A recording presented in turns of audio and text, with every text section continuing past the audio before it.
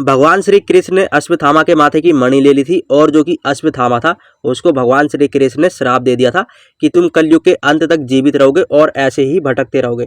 और जब भगवान श्री कृष्ण ने जो कि अश्वत्थामा थे उनके माथे की मणि ली थी तो जो कि अश्वत्थामा था उनके माथे से खून निकलने लग गया था और उनको बहुत ज़्यादा दर्द हुआ था। लेकिन क्या आप जानते हैं कि जब भगवान श्री कृष्ण ने अश्वत्थामा के माथे की मणि ले ली थी तो जो कि अश्वत्थामा थे वो भगवान परशुराम जी से मिलने के लिए गए थे।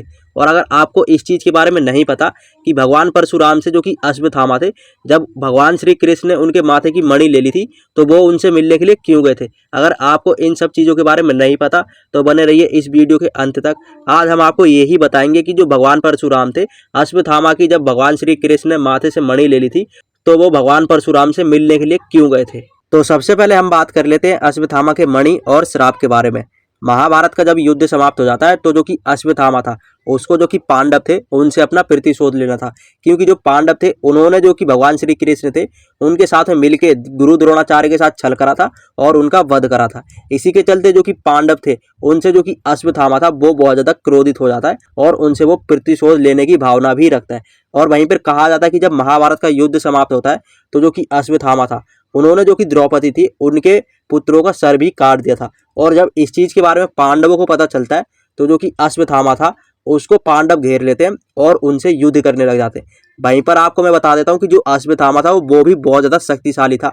उसका जो कि अंतिम युद्ध हुआ था वो हुआ था अर्जुन के साथ में, क्योंकि वो बहुत ज्यादा शक्तिशाली था। इसी के चलते जो अर्जुन थे उन्होंने उसके साथ में युद्ध करा था।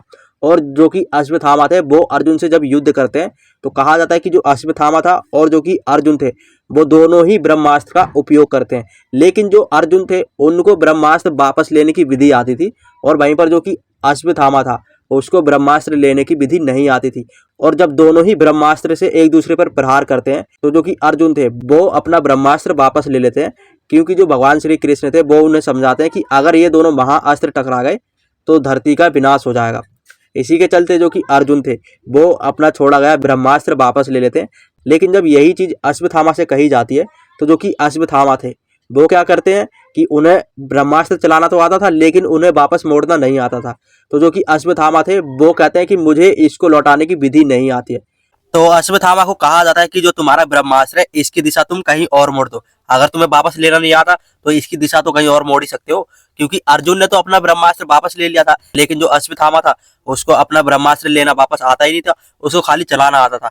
तो इसके चलते ही जो कि अश्वत्थामा था उनसे कहा जाता है कि जो तुम्हारा ब्रह्मास्त्र है इसकी दिशा तुम कहीं और मोड़ दो।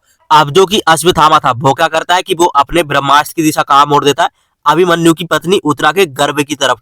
अभिमन्यु की पत्नी उस समय में गर्भावस्था में थी, इसी के चलते जो कि अश्वत्थामा था वो उसकी पत्नी के गर्भ अवस्था की तरफ अपने ब्रह्मास्त्र को भेज देता है। क्योंकि जो अश्वत्थामा था वो बहुत ज्यादा क्रोधित था पांडवों से, क्योंकि जो पांडव थे उन्होंने उसके पिता को मार दिया था। इसी के चलते जो कि अश्वत्थामा था उसने ये सोच रखा था कि मैं पांडवों के एक भी बीज को जीवित नहीं रहने दूंगा। इसी के चलते जो अश्वत्थामा था वो क्या करता है कि जो अपना ब्रह्मास्त्र था उसकी दिशा वो मोड़ देता है अभिमन्यु की पत्नी उत्तरा के गर्भ की तरफ, और वो ये सोचता है कि मैं पांडवों के बीज को ही जीवित नहीं रहने दूंगा।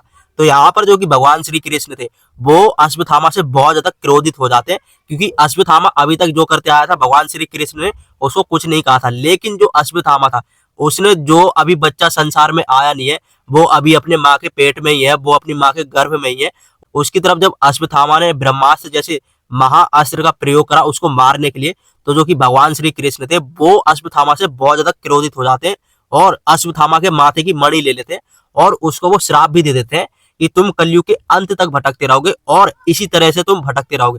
और जब अश्वत्थामा के माथे की मणि निकाल ली जाती है तो जो कि अश्वत्थामा था उसको बहुत ज्यादा दर्द होता है।